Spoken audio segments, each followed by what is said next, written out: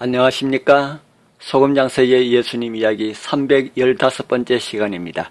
오늘은 대결은 왕복 차선이라는 제목으로 짧지만 긴 감동으로 여러분들을 초대합니다. 먼저 본문 말씀을 봉독해 드립니다.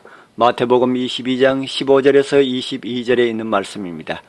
이에 바리새인들이 가서 어떻게 하면 예수를 말의 올무에 걸릴게 할까 상의하고 자기 제자들을 헤롯 당원들과 함께 예수께 보내어 말하되, 그러면 당신의 생각에는 어떠한지 우리에게 이르소서. 가이사에게 세금을 바치는 것이 옳으니까 옳지 아니하니까 하니, 예수께서 그들의 악함을 아시고 이르시되, 외식하는 자들아 어찌하여 나를 시험하느냐? 세금 낼 돈을 내게 보이라 하시니, 데나리온 하나를 가져왔거늘 예수께서 말씀하시되, 이 형상과 이 글이 누구의 것이냐? 이르되 가이사의 것이니이다.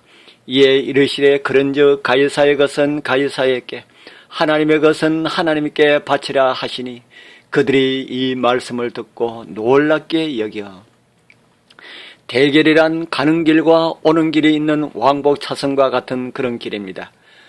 예수의 비위에 심기가 불편해진 유대 지도자들은 즉각 반격했습니다.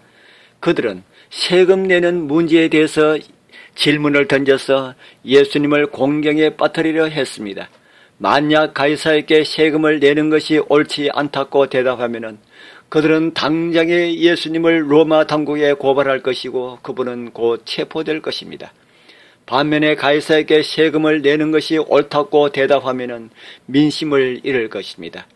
유대인들은 오직 하나님만이 왕이시라고 믿었고, 지상의 군주에게 세금을 내면 지상 왕권을 두둔하는 셈이라고 생각했습니다.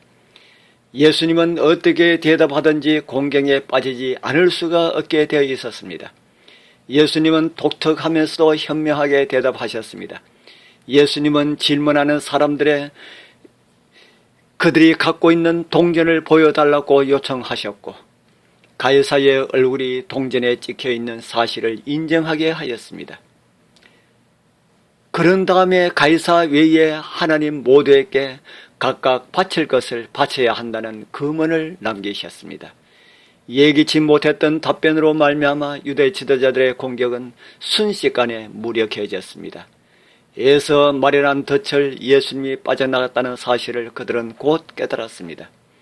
아마도 예수님의 답변에서 가장 주목받는 대목은 가이사의 영역과 하나님의 영역이 분리될 수 있다는 지적일 것입니다. 예수님의 답변으로 말미암아 그분의 추종자들은 동시에 하나님의 나라와 지상의 국가의 시민이 될 수가 있었습니다. 완전치 못한 세상에서는 종종 두 왕국에 대한 그리스도인의 책임이 서로 충돌합니다. 마태복음 22장은 하나님의 왕국이 가이사의 왕국보다 우선시 되어야 하는지 아니면 그 반대인지 두 왕국은 서로 대등한지 등에 대하여서 언급하지 않았습니다. 초대교회는 이 문제를 해결해야 했습니다.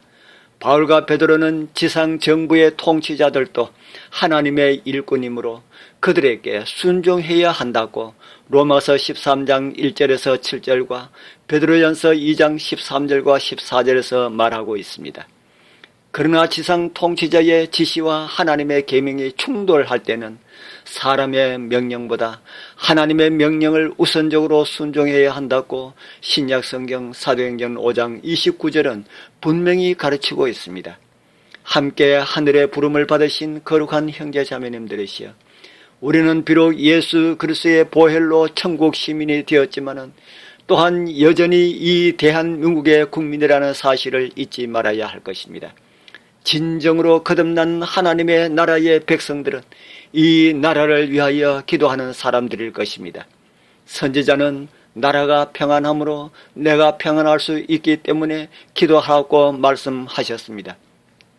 나라에도 충성하고 하나님께도 충성하는 이중 의무는 진정한 그리스도인에게는 부담이 아니라 그것을 통해 이루시는 하나님의 섭리를 바라보면서 즐겨 순종하는 백성들입니다. 오늘도 이러한 은혜가 주님의 피로 구원받은 우리 모두와 함께 하길 축복합니다. 아멘.